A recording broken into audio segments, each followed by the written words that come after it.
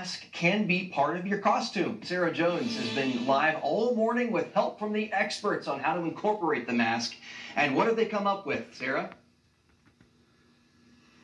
Good morning, Dustin. Happy Halloween. We've learned about how we can decorate masks, and with me is Billy Patterson, a special effects artist with Gore Patch, and Lori.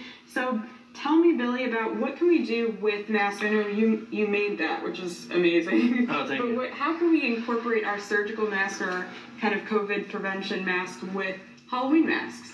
Well, you can get, a basic a t-shirt or like spandex material and glues or spray glues. You can buy like a Lowe's Menards,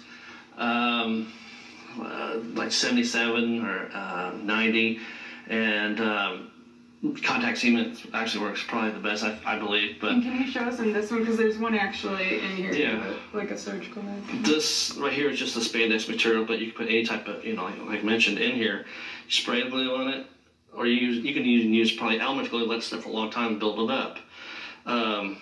And just adhere it, maybe put some clamps or something, like potato chip clamps or whatever on here, and to hold it and let it set up. And you can do that with basically any type of Halloween mask. And this one, our company made this one, and other masks are similar, but that's one way of doing it. That's pretty cool. And then we saw Lori before you put her on the prosthetics. I can't make eye contact with her right now, but tell me about how you apply these prosthetic masks, like what you have to do to prep the skin, and then how you actually stick it on.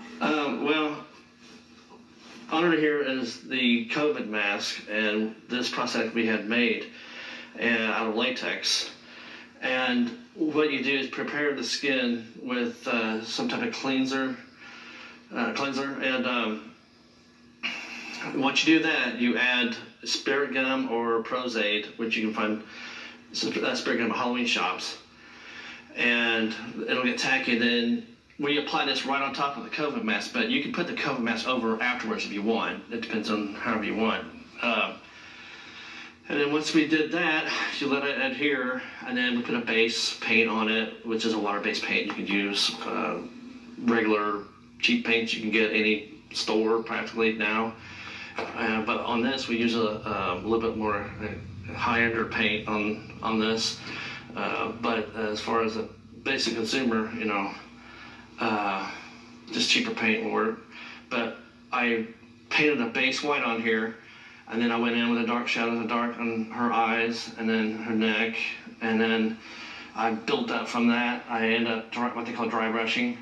On top of that, it's where you get your paint in Gorilla Light and brush on. And it looks great. Thank you so much, yeah. Billy. And if you go to Gore Patch on Facebook, you can see all of their makeup.